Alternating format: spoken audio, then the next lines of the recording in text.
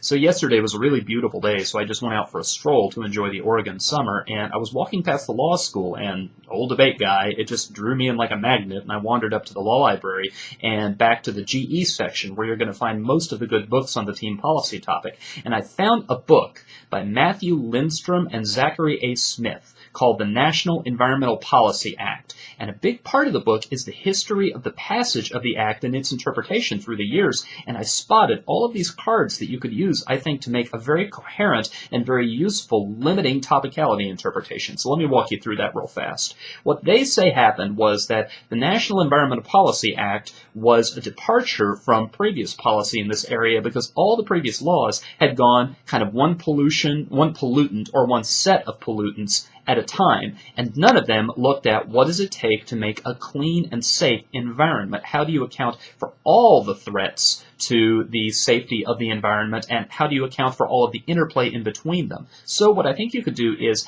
I think you could write a really good topicality argument over the fact that environmental policy is singular, that the topic framers actually revised it, and in the corrected version of the topic they changed it from plural to singular, and you use that to say that's no accident, that's deliberate, and that is meaningful. And then you characterize environmental policies as all the individual anti-pollution laws, but say that our environmental policy is represented by the National Environmental Policy Act, and therefore what the affirmative has to do in order to reform it is that the reform has to cut across different forms of threats to the environment. And there are a couple of illustrations that I thought up on my walk back yesterday that I think could help a judge understand what you're getting at. I'm going to share those with you. And it's really kind of funny because every once in a while I will hear someone complain that an illustration or an analogy isn't really an argument. That is so wrong, especially in topicality debates, but also in other places, link debates, solvency debates. Often it's the powerful illustration that decides the debate. So don't take these too lightly. These are things that I would deploy in the debate because you'd be surprised. Judges absolutely eat them up.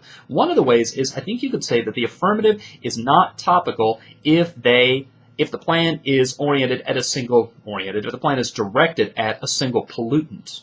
And the analogy, this is a little folksy, but bear with me here. What I think you could do is you could say, imagine that one of your parents tells you to go and pick up all the books in your room because they're about to make a run to the library and they want to make sure that they've got all the library books turned in. So they tell you, pick up every book and then separate your own books from the library books. Now distinguish that from one of your parents telling you, go clean your room.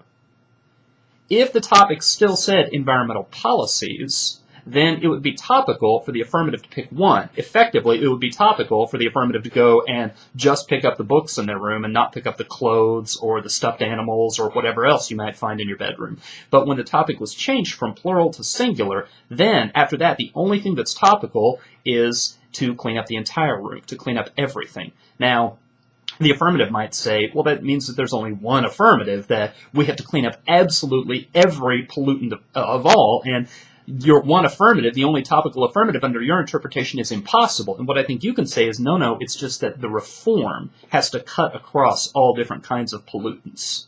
The reform, whatever change you make, has to change the United States government's response to all different forms of pollutants. So it could be to move from regulation to negotiated voluntary agreements, or it could be to take all control away from certain agencies and give it to other agencies. But it can't be single pollutant. And what you can do in the interpretation debate is talk about how many different pollutants there are. And there are zillions of different substances or conditions that have been identified as individual pollutants. And then you make the argument, this is where the topic has the potential to be huge. That not only does the affirmative have the option of increasing, decreasing, reforming, and so forth, but that they can pick any individual pollutant, and there's zero possibility that negatives can ever be prepared to debate. But a negative interpretation that requires the affirmative to cut across all pollutants and make a change that is fundamental and changes how we respond to all pollutants, at least evens it up a little bit. The second way that I think that you could characterize this,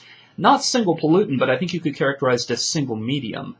That it's not a change in environmental policy, singular, if it's only aimed at one medium. And by medium, I mean air pollution, water pollution, ground pollution, and so forth.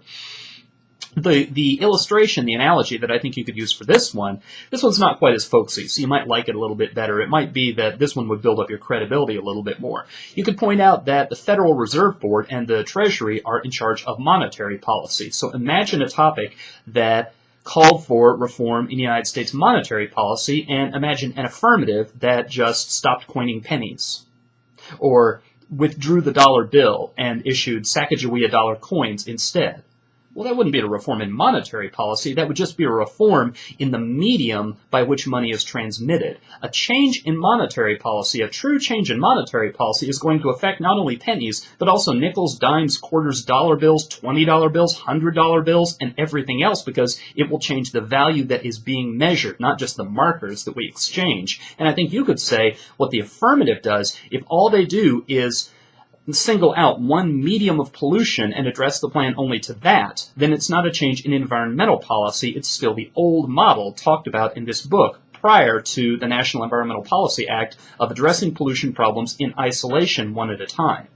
Once again, the affirmative may say, well, that overlimits, that overlimits, there are not enough affirmatives available, but I think you can make the argument that there are plenty of proposals. You could just have a list ready if you're going to go for this topicality argument, that there are lots and lots of affirmatives out there that deal with more than one medium, but that if the affirmative gets to limit themselves to a single medium, that there are too many tiny affirmatives out there and the negative has to be prepared for too much. So, I think you ought to track down, if not that book, then at least try to find a couple of essays or books that go into the history, book chapters maybe, that go into the history behind the National Environmental Policy Act, and see if you can't find evidence to back up that claim. And then I think you have a pretty good interpretation that could screen out some of the little pesky affirmatives that otherwise you'll have to worry about through the year.